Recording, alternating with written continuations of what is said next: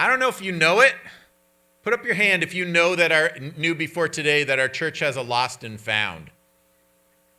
Did you know? Okay, there's some without their hands up. That explains the whole bunch of stuff that's still in there. It's just inside the door, and that way, under the coat racks, there's a tub down there that says lost and found on it. And some of your treasures might be in there. Parents, if you didn't know we had one at the church, you know probably what it's like to go to school and hunt for lost mittens or water bottles or binders or cell phones or gym clothes, jackets, you name it, kids can lose it. I was one of those kids. So what always amazes me, though, about our lost and found in any given school, is how many treasures go unclaimed. How many things sit in there and nobody goes looking. Sometimes simple little things, sometimes expensive items, expensive winter coats, and you wonder, well, when that was left here, wasn't it cold outside? Did that kid not notice when they got outside, I'm a little bit chilly and I could really use a coat? Oh, yeah. But no, things get left there. And so it's amazing that people can lose treasures like that. It's amazing that people can misplace stuff and it can be found like that. And I guess some people are out there looking for treasures because you always see those guys on the beach with the metal detector, finding bottle caps mostly, but once in a while they find a dime and it's all worth it. There are people who go hunting like that. I will admit, I watched recently, there's a show, I don't know if anybody else has discovered it, on Amazon Prime called Scuba Jake. And Scuba Jake is a young guy named Jake, and guess what he does? He goes scuba diving. But he doesn't just go scuba diving like at some reef somewhere to see it. He goes to places like rivers where people float down on inner tubes on a long weekend. He goes to places where people kind of jump off cliffs and stuff. He goes to places where people normally are active there, or they float their boats, and he swims and he looks for treasure. And he's got this camera on his goggles, and he kind of is looking for treasure. You just kind of see his hands reaching out. He spots something. He finds all kinds of stuff.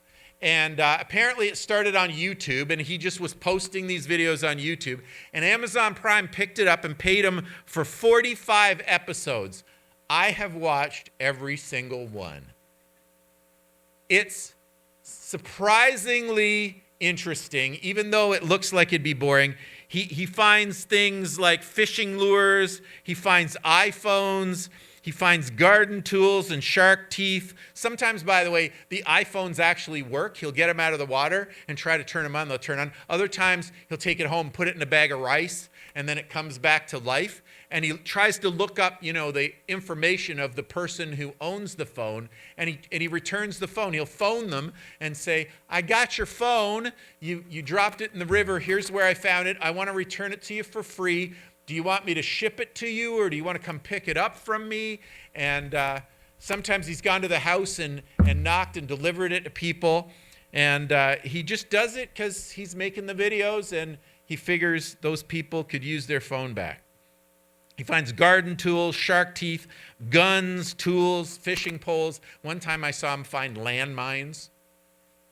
And by the end of the episode, I shouldn't spoil it for you in case you're going to watch it. But he finds these landmines, and then he's kind of handling them, and his friend is like, oh, you need to get away from that. And then he tosses it to his friend, and he realizes they're fake, which is a pretty good prank. So people do lose treasures, and people find treasures in our world. That's not a surprise. Some people rent storage lockers or they have a safety deposit at the bank to keep their treasures safe. Some people, they treasure their money. It's easy. You can put it in a bank. But we have all kinds of other things. So we need storage lockers. Some of us need safety deposit boxes. In our church, we even have a safe. The combination is written on Daryl's heart. No, I'm just kidding. Don't cut open his heart to find it.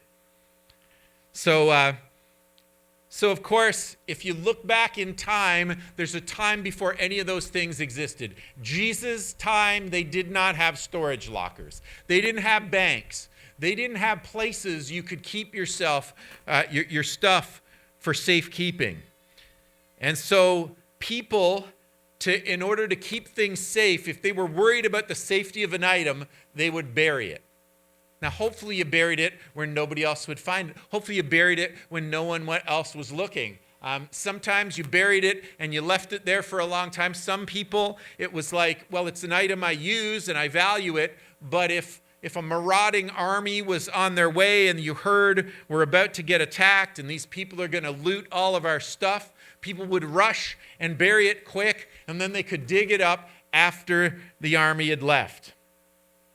And of course, in all those situations where they're burying stuff for safety, there were risks involved. Because even back then, there were people who forgot where they buried their treasure. And that may seem ridiculous to some of you, but some of us walk into a room and go, what was I here for again? Some of us lose our glasses and then find them, like right there. Some of us forget things. Some of us lose track of stuff. Some of us are directionally challenged. And we go, I could have sworn it was that sand dune that looked just like that one. There must be another one. I don't know where it is. So people would all the time be burying treasures. And of course, if it was the marauding army kind of situation, sometimes somebody was killed and they didn't tell anybody where they buried their stuff. And so that stuff would stay buried. Or if you lost it, or you lost track of it, or you couldn't find it again. There was all kinds of stuff buried all over Palestine. And so it wasn't ridiculous for Jesus' listeners to hear him say, this man, he stumbles on a treasure in a field, and not think that really could happen. Some of them maybe spent their weekends looking for treasure. They didn't have metal detectors, but they would just go looking or digging.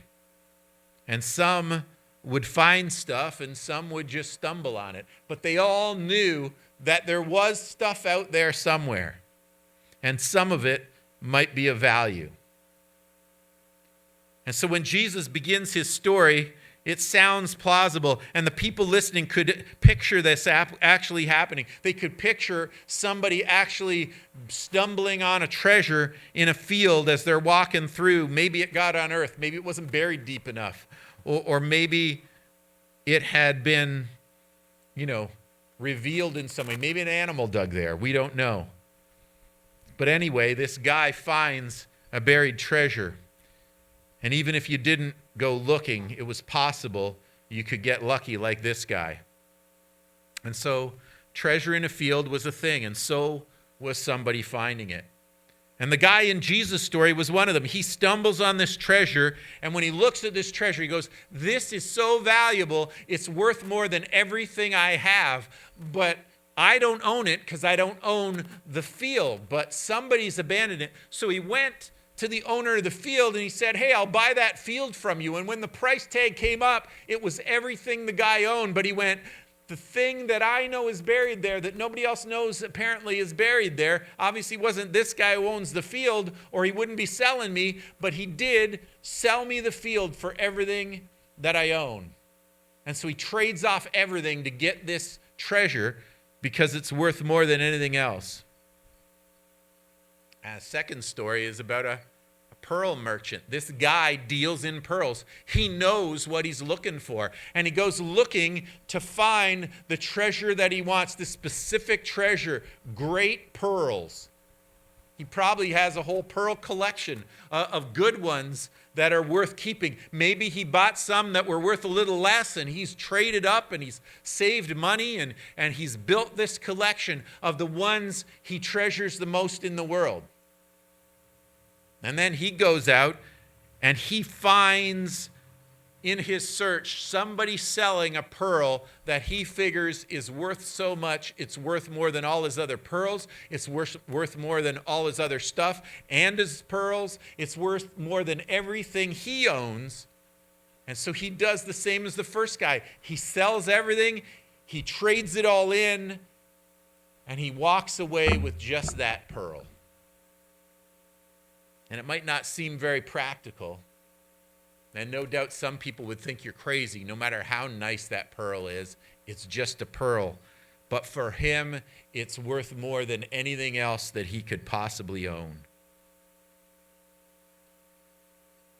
There are people in our world that are chasing wealth. There are people in our world that look for pleasure. They're looking to feel good. And any experience that can give them that good feeling, anything that they can work for to accomplish, that would make them feel good, that they would feel like they had something worth having. Some people want to just build wealth, or they want to build experience, a wealth of experiences. Some people are looking to accomplish things. If I can meet this goal, if I can get that, if I can reach this level with my business or with my hobby, they're chasing after stuff. They're chasing after experiences. They're chasing after things in life that would give their lives meaning or wholeness or make them feel good about life. Some are just looking for those things, and they know exactly what they think it'll be that would make them happy. And then some of them, most of them, are surprised when it doesn't give them happiness. Some are living without thinking about anything, any bigger meaning. They're not really looking for anything specific, but they feel like something's missing, and they'll know it when they see it. And so they go chasing in life some kind of satisfaction, and they don't know what's going to do it, so they try all kinds of different things that might make them whole, might make them happy, might give their lives meaning so that they could feel like it was worth living. And when Jesus told these parables, Jesus was speaking to people like them, people like us that are looking for meaning in life, are looking for something that will satisfy. Some of us think we know exactly what we're looking for and what it would take to tick off the list so that we would feel like we had a great life. Others of us in the world might be looking and not know what they're looking for. They don't know what's missing at all. But Jesus tells these parables, and he didn't tell them to a general audience sitting on a hill. He tells them to his disciples. He tells them to people that he had called to follow him, people who had committed their lives to, like Kendra represented this morning when she was baptized, to say, I'm following Jesus with my life. They were people who had family and jobs, people like us who have dreams and goals in life, people like us who value experiences and relationships and accomplishments. And so Jesus spoke to these people, and these people who like us, set priorities for our money and for our time, and some of us have budgets, and we decide what's worth spending on and what's not, what we buy now and what we wait for later, and what we skip altogether because it's not really worth spending the kind of money you'd have to spend to get it, even if it looks nice. We decide how to spend our money, and we decide how to spend our time. We decide what kind of job we're going to pursue because we have to spend time doing it. We decide what kind of life we're going to live and what kind of lifestyle we're going to pursue. And we all set priorities in life for how we do things and what's important. And sometimes those things shift. Like some of you are farmers, and if you work at a farm and you're milking cows, it's really important to get the chores done. Are any farmers that want to say amen? Okay.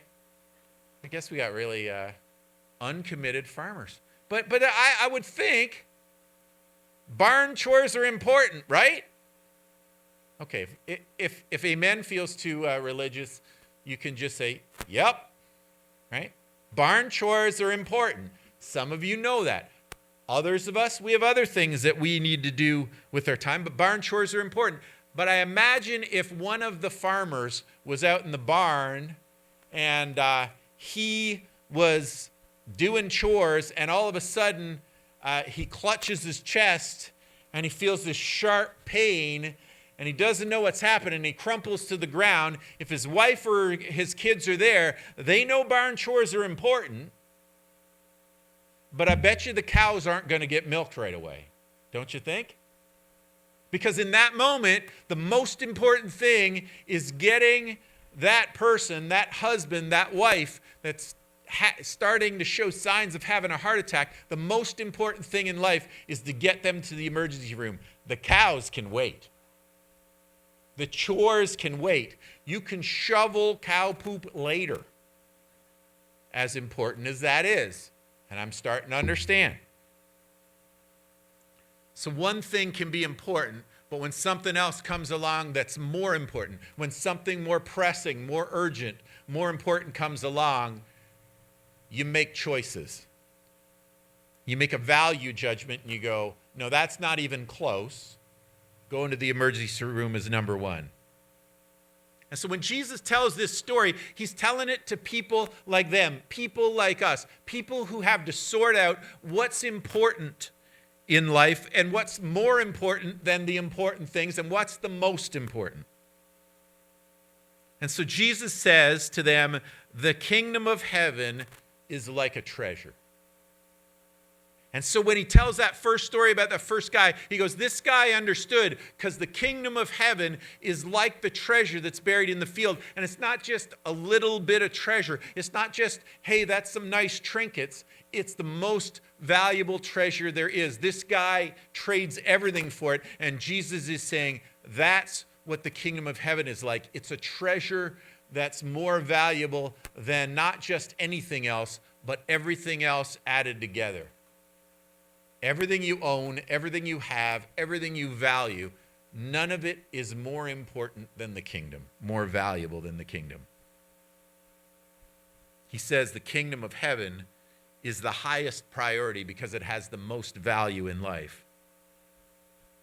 And then he says the kingdom of heaven is like a merchant who, is searching for great pearls, and he finds this pearl of one great price. But you notice in that story, he says the kingdom of heaven is like not the pearl, but the merchant.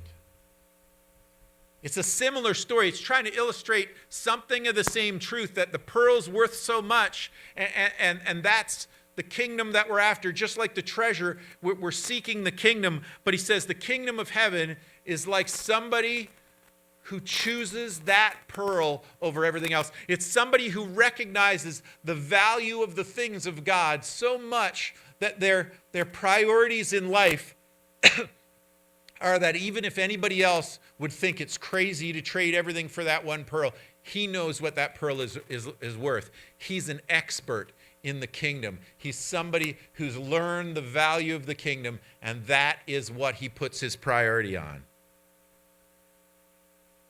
And so what Jesus is saying is the same kind of truth, but he's also saying the kingdom isn't just something that we value. The kingdom is to be the kind of person, the kind of kingdom person who understands what's valuable. And we chase kingdom priorities. We chase kingdom values. And if we have kingdom values, we recognize what's important. The guy in the first story, he just stumbled on it. Some of us did not go looking for Jesus. We stumbled on him in life. We met the right person at the right time, and we didn't even know we were looking for it when we discovered this Jesus stuff. Others of us, we feel like we were on a search and we knew we were looking for something spiritual, something of higher value. Some of us even knew, that's, I think, what I want and what I need to chase.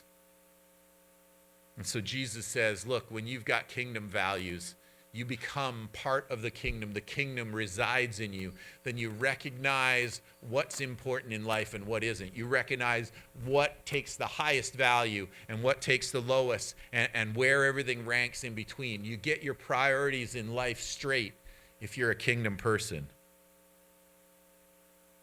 And so whether we went looking for Jesus when we found him, or whether we stumbled on it, whether we were taught it from an early age and we kind of had this knowledge of it even before we made the decision, or whether we stumbled on it late in life.